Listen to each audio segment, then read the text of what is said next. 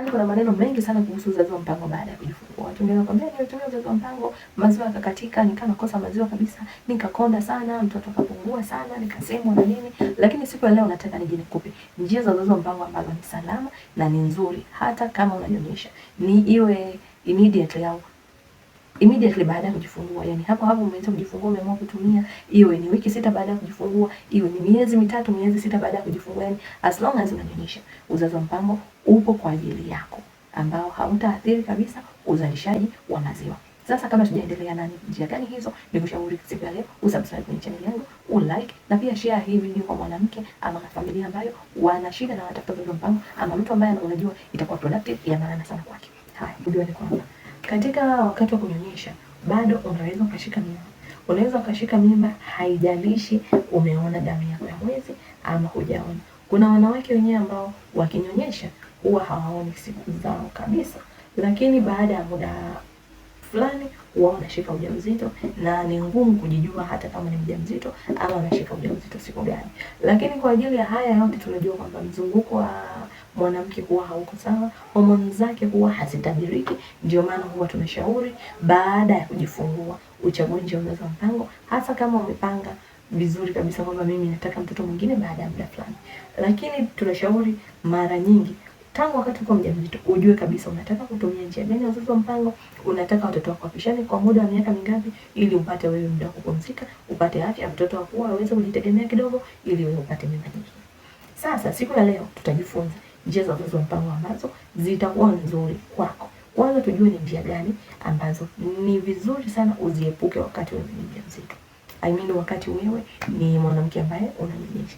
Kitu cha kwanza unachotakiwa kujiepuka ni P2, hizi emergency contraceptives. Hizi emergency contraceptives unatakiwa uziepuke. Kwa nini?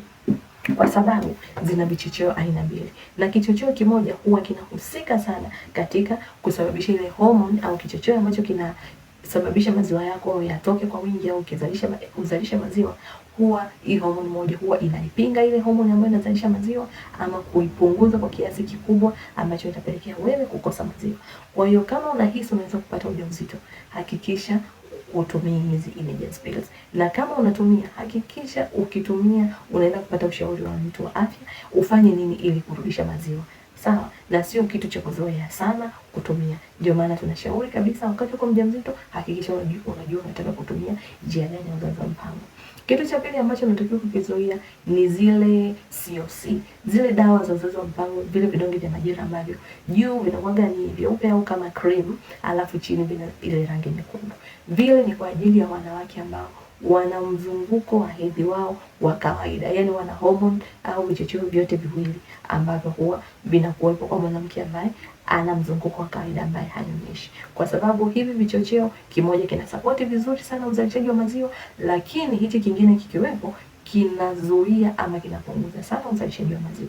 Kwa hiyo hakikisha wakati unanyonyesha unajizuia kutumia sana P2, na unazuia pia kutumia hizi dawa za uzazi wa mpango ambazo wanawake ambao wanaziona siku zao wanatumia. Sasa tuone sasa ni nini utumie wakati umejifungua ama wakati unanyonyesha. Kuna aina chache ambazo ni nzuri kabisa. Cha kwanza ni POP. POP ni vidonge vile vyenye kichocheo aina moja ambacho hicho kichocheo ni progesterone ambacho hakisababishi homoni yako ya kutengeneza maziwa kupungua ama kuisha. Kina support hiyo homoni, kwa hiyo wewe uzalishaji wako wa maziwa utaendelea vizuri sana. Kitu kingine ambacho unaweza kutumia ni depo, zile sindano ambazo unachoma kwa miezi 3. Depo nayo ina kichocheo cha aina moja, na kichocheo hichi hakisababishi upungufu wa maziwa ama kutokuzalishwa kwa maziwa. Kitu kingine ambacho unaweza kutumia ni njiti, zile unazochomeka hapa. Hizi njiti na zenyewe zina homoni ya aina moja ambayo haisababishi wewe kukausha maziwa ama kupunguza uzalishaji wa maziwa. Kitu kingine unachoweza kutumia ni copper iodine, kile kitanzi ambacho kinaingizwa katika njia yako ya uzazi na kuwekwa kwenye mfuko wako wa kizazi. Kile nacho hakitumii kabisa hormone. Kwa hiyo hakitaingiliana na mzunguko wako wa kawaida, wala hakitaingiliana na hormone ambazo zinasababisha maziwa yako kuzalishwa. Kitu kingine ambacho unaweza kutumia ni kalenda na condoms.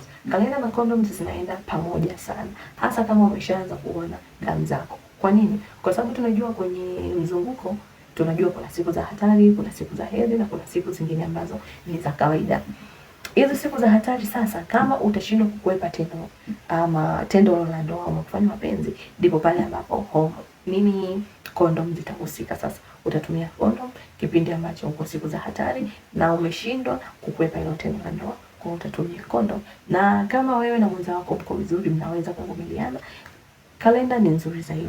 Lakini tunajua kalenda haina uhakika 100%.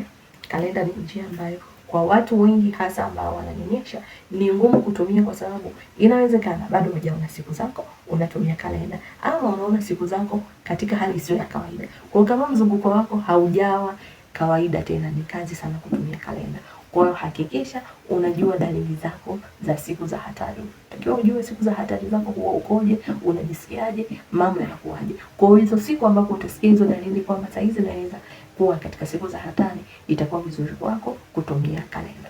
Kwa hiyo hizo ndo vitu ambazo nilikuwa nimewaandalia, na kama unataka ushauri kwa undani zaidi, unaweza kunipigia simu yangu ama kunitafuta WhatsApp. Na tuna group la Uzazi Smart, tumelianza Novemba hii. Tulikuwa tunatarajia kulianza tarehe 1, lakini kwa ajili ya mambo ya uchaguzi na nini tutalianza katikati ya mwezi. Kwa kama unaona hii video this time, unaweza kunicheki WhatsApp kupitia namba hiyo ama kunipigia kupata ushauri ama kujiunga katika group. Kwa hiyo tuonane kwenye video nyingine. See you.